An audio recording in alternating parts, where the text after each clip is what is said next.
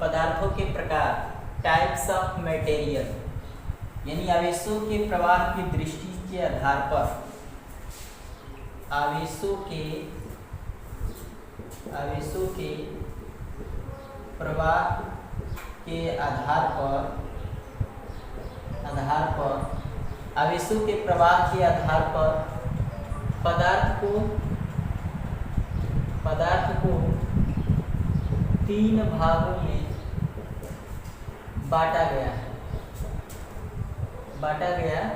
है। यानी आवेशों के प्रवाह के आधार पर पदार्थ को 3 भागों में बांटा गया है।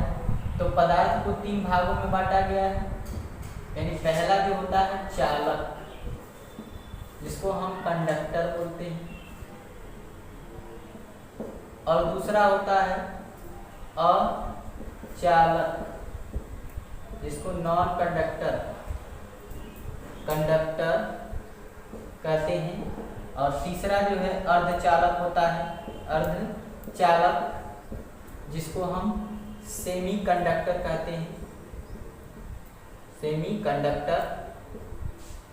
यानी आवेशों के प्रवाह के आधार पर पदार्थ को 3 भागों में बांटा गया है, चालक, अचालक, अर्धचालक। तो देखेंगे कि चालक जो हमारा क्या होता है, जो हमारा कंडक्टर क्या होता है कंडक्टर। तो कंडक्टर जो है वे पदार्थ होते हैं, यानी चालक वे पदार्थ होते हैं जिसमें आवेशों का प्रवाह सुगमता से होता है, उसे हम क्या कहते हैं, चालक पदार्थ कहते हैं। यानी इसमें विद्युत धारा का प्रवाह क्या होता है, आसानी से हो जाता है, सुगमता से हो जाता है, इसको हम क्या बोलते हैं, चालक कहते हैं। तो वे पदार्थ जिसमें आवेशों का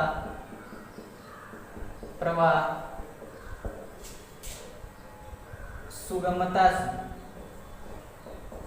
सुगमता से होता है, उसे चालक कहते हैं।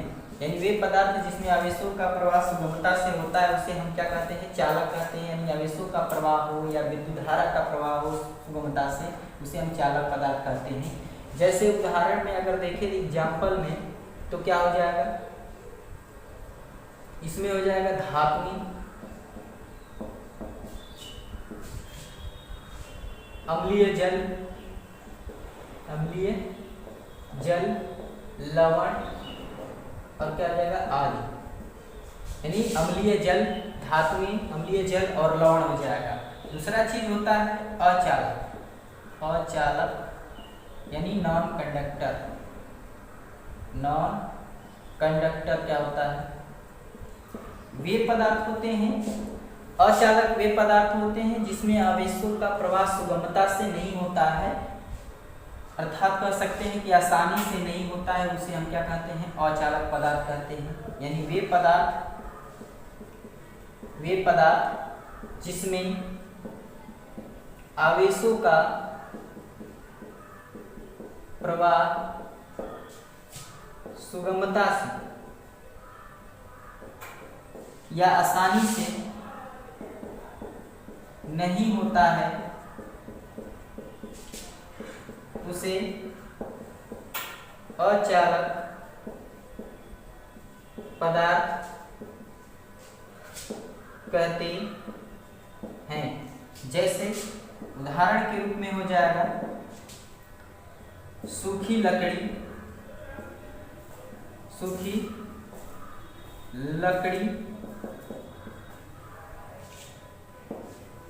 लकड़ी, रबड़, कांच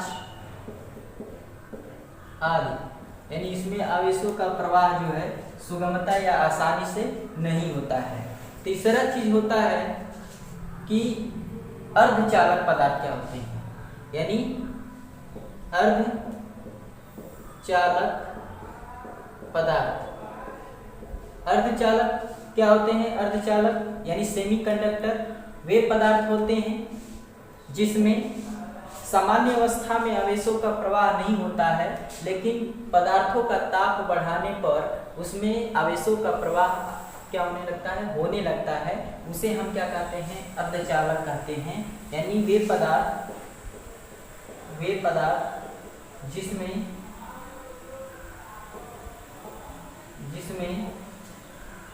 सामान्य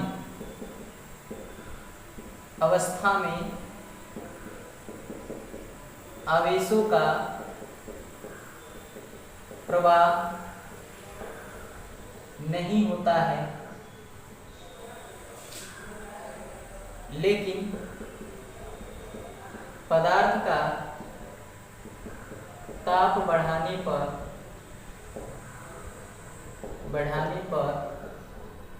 आवेशों का प्रवाह होने लगता है, उसे अर्धचालक पदार्थ कहते हैं। यानी वे पदार्थ जिसमें सामान्य अवस्था में तो आवेशों का प्रवाह नहीं होता है, लेकिन पदार्थ का यदि हम ताप बढ़ा दें, पदार्थ का ताप बढ़ाने पर आवेशों का प्रवाह होने लगता है, उसे हम क्या कहते हैं, अर्धचालक कहते हैं। जैसे उदाहरण में हो जाएगा सिलिकॉन,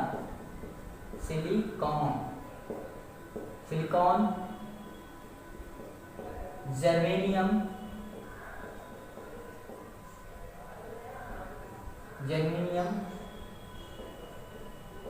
आदि क्या होते हैं, अर्धचालक पदार्थ होते हैं। यानी पदार्थों के प्रकार, टाइप्स ऑफ मटेरियल, आवेशों के प्रवाह के आधार पर पदार्थ 3 प्रकार के होते हैं। एक होता है हमारा पहला चालक पदार्थ जिसको कंडक्टर बोलते हैं, दूसरा होता है अचालक पदार्थ जिसको नॉन कंडक्टर बोलते हैं, तीसरा होता है अर्धचालक पदार्थ जिसको हम सेमीकंडक्टर बोलते हैं। यानी चालक क्या होते हैं, वे पदार्थ होते हैं जिसमें आवेशों का प्रवाह यानी सुगमता से, आसानी से हो जाता है। आवेशों का प्रवाह कह सकते हैं या विद्युत धारा का प्रवाह आसानी से होने लगता है, उसे हम चालक कहते हैं। जैसे इसमें क्या होता है, धातुएं आती हैं, अम्लीय जल आता है, लवण आता है और बहुत सारे होते हैं, आदि कर सकते हैं। अचालक नॉन कंडक्टर वे पदार्थ होते हैं जिसमें आवेशों का प्रवाह सुगमता या विद्युत धारा का प्रवाह सुगमता से नहीं होता है, उसे हम अचालक पदार्थ कहते हैं। और इसमें क्या आ जाएगा, सूखी लकड़ी में विद्युत धारा का प्रवाह नहीं होता है, न आवेशों का प्रवाह होता है, रबड़ में भी नहीं होता है, कांच में भी नहीं होता है, आदि हम कह सकते हैं। तीसरा चीज होता है अर्धचालक पदार्थ, सेमीकंडक्टर। यानी अर्धचालक पदार्थ क्या होते हैं, वे पदार्थ होते हैं जिसमें सामान्य अवस्था में तो आवेशों का प्रवाह नहीं होता है, ना ही इसमें विद्युत धारा का ही प्रवाह होता है। ताप बढ़ाने पर इसमें आवेशों का प्रवाह होने लगता है, जिसे हम क्या कहते हैं, अर्धचालक कहते हैं। इसके अंदर आएगा सिलिकॉन और जर्मेनियम और आदि हम कर सकते हैं। विद्युत विभव, इलेक्ट्रिक पोटेंशियल, तो इसको हम बोलते हैं इलेक्ट्रिक पोटेंशियल, अंग्रेजी में कहते हैं। होता क्या है कि जब हम किसी एकांक धनावेश को, यह हमारा विद्युत क्षेत्र है और इस विद्युत क्षेत्र में, यह हमारा विद्युत क्षेत्र है, विद्युत क्षेत्र में किसी एकांक धनावेश को अनंत से, ये क्या है हमारा अनंत है, तो अगर हम इसको हम क्या कर रहे हैं, किसी बिंदु तक ला रहे हैं। यदि एकांक धनावेश Q को अनंत से विद्युत क्षेत्र के किसी बिंदु तक लाने में हमको W कार्य करना पड़ता है, तो उस बिंदु पर ये क्या कहलाता है, विद्युत विभव कहलाता है। यानी कह सकते हैं कि एकांक धनावेश को अनंत से विद्युत क्षेत्र के किसी बिंदु तक लाने में किए गए कार्य को, उस बिंदु का हम क्या कहते हैं, विद्युत विभव कहते हैं। तो इसी को हम लिख लेंगे कि विद्युत विभव होता क्या है, एकांक धनावेश को अनंत से विद्युत क्षेत्र के किसी बिंदु तक लाने में किए गए कार्य को उस बिंदु पर विद्युत विभव कहलाता है। विद्युत विभव कहलाता है। यानी एकांक धनावेश को अनंत से विद्युत क्षेत्र के किसी बिंदु तक लाने में किए गए कार्य को उस बिंदु पर विद्युत विभव कहलाता है, या उस बिंदु को हम विद्युत विभव कहते हैं। यदि Q एकांक धनावेश को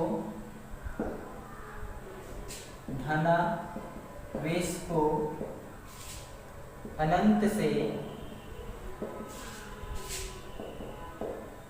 विद्युत क्षेत्र के किसी बिंदु तक लाने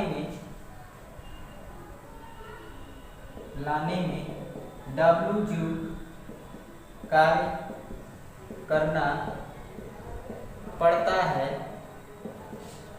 तब विद्युत विभव बराबर, यानी इसको हम किससे दर्शाएंगे? V से। विद्युत विभव को V से दर्शाते हैं, तो विद्युत विभव बराबर हो जाएगा, यह हमारा क्या हो जाएगा? W बटा में क्या हो जाएगा? Q, यानी कार्य बटा में आवेश। ये क्या हो जाएगा? कार्य बटा में क्या हो जाएगा? आवेश। इसी को हम बोलते हैं कार्य बटा में आवेश। तो V बराबर क्या हो जाएगा? W by Q। तो ये हमारा फार्मूला होता है, V बराबर W बाई Q। यहीं से हम इसका मात्रक बता सकते हैं। मात्रक क्या हो जाएगा इसका? तो W का क्या होता है? जूल होता है, और आवेश का मात्रक क्या होता है? कूलाम होता है। तो इसको हम क्या लिखते हैं? जूल प्रति कूलाम, या इसी को हम लिखते हैं जूल कूलाम इनवर्स। यानी ये भी होता है, और ये जूल प्रति कूलाम जो होता है, एक वोल्ट के क्या मतलब वोल्ट के क्या होता है? बराबर होता है। वोल्ट के क्या होता है? बराबर होता है। मतलब या हम कह सकते हैं कि जो हमारा जूल प्रति कूलाम है, ये जो है वोल्ट भी इसका क्या होता है? मात्रक होता है। यानी मात्रक क्या होगा?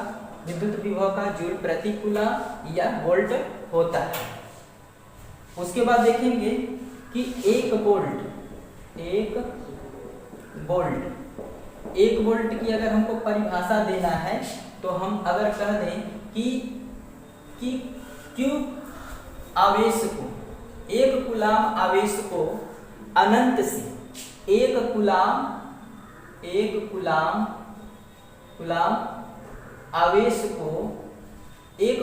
आवेश को अनंत से, कहां से? एक कूलाम आवेश को अनंत से विद्युत क्षेत्र के किसी बिंदु तक, विद्युत क्षेत्र के किसी बिंदु तक लाने में, यानी एक कूलाम के आवेश को विद्युत क्षेत्र के किसी बिंदु तक लाने में 1 जूल ऊर्जा खर्च करना पड़ता है। 1 जूल ऊर्जा का क्या करना पड़ता है? रिलीज करना पड़ता है। तब वहां पर क्या कहलाएगा? हमारा 1 वोल्ट कहलाएगा। क्या कहलाएगा? 1 वोल्ट कहलाता है। ये वोल्ट का क्या हो जाएगा? परिभाषा हो जाएगा। अब इसके बाद हम देखेंगे क्वेश्चन है कि यदि एक इलेक्ट्रॉन को अनंत से किसी बिंदु तक लाने में किया गया कार्य हमारा क्या है? 64 जूल है। तो उस बिंदु पर हमको, इस बिंदु पर कार्यरत हमको क्या बताना है? विद्युत विभव बताना है, यानी V बताना है। तो हमको निकालना है विद्युत विभव। इलेक्ट्रॉनों की संख्या कितना दिया है? इलेक्ट्रॉनों की संख्या, तो इलेक्ट्रॉनों की जो संख्या दिया है वो कितना है? 1 इलेक्ट्रॉन है। कितना है? 1 इलेक्ट्रॉन है। तो 1 इलेक्ट्रॉन हो गया। उसके बाद है इलेक्ट्रॉनों पर आवेश कितना होता है? इलेक्ट्रॉनों पर आवेश, यानी इलेक्ट्रॉनों पर आवेश कितना होता है? 1.6 × 10⁻⁻⁹ कूलाम होता है। तो आवेश बराबर क्या होता है? आवेश बराबर यानी Q बराबर ये होता है n into E number of electron, और ये चार्ज ऑफ इंटू इलेक्ट्रॉन। तो Q बराबर यहाँ से हम निकाल लेंगे 1 इंटू 1.6 इंटू 10⁻⁻19 गुलाम। तो Q बराबर हो जाएगा 1.6 × 10⁻⁻19 गुलाम। ये हमारा निकल गया क्या, आवेश। उसके बाद हम यहाँ से हमको निकालना है विद्युत विभव। तो V बराबर होता है W/Q, क्योंकि एकांक यानी Q गुलाम के आवेश को विद्युत क्षेत्र के किसी बिंदु तक अनंत से लाने में किए गए कार्य को हम विद्युत विभव कहते हैं। तो यहाँ से V बराबर W/Q होगा। तो यहाँ पर कितना दिया है, W दिया हुआ है 64 जूल दिया हुआ है, 64 जूल दिया हुआ है। तो यहाँ से 64 जूल दिया हुआ है तो हम रख लेंगे 64 जूल, और आवेश हम निकाल लिए हैं कि 1.6 × 10⁻⁻19 गुलाम होगा। तो ये क्या हो जाएगा, अगर 1.6 है तो यहाँ पर अगर हम ऊपर नीचे क्या करते हैं 10 से गुणा करते हैं, तो यहाँ पर क्या हो जाएगा, ये 600 क्या हो जाएगा 40 हो जाएगा, और ये क्या हो जाएगा, इसको इसमें गुणा कर देते हैं तो ये क्या हो जाएगा 16 हो जाएगा, और ये 10⁻⁻19 गुलाम हो जाएगा। ये उसको ऊपर लेकर चले जाएंगे, 16 चौके 64 यानी 40 बार में ये कट जाएगा, यानी 40 गुणे, और ये ऊपर जाकर क्या हो जाएगा, ये हो जाएगा 10 के घात क्या हो जाएगा 19 हो जाएगा, क्योंकि ये माइनस रहता है तो प्लस हो जाता है नीचे से जब ऊपर जाता है। तो V बराबर 40 × 10 के घात 19 वोल्ट या जूल प्रति कूलम। उसके बाद अगर हम यहाँ दशमलव है तो अगर इसको हम इकाई के इधर लाएं बाएं तरफ, तो घात में क्या होता है कि वृद्धि होता है, यानी V बराबर हम ये भी लिख सकते हैं 4.0 गुणे 10 के घात ये क्या हो जाएगा 20 हो जाएगा, क्योंकि ये घात में क्या हो जाता है बढ़ जाता है, जितना दशमलव के अंक बाएं हो जाते हैं। तो इसी को हम लिख सकते हैं कि 4 × 10 के घात 20 वोल्ट क्या हो जाएगा, आंसर हो जाएगा ये आपका। इस तरह से आपका ये क्या हो जाएगा, आंसर हो जाएगा।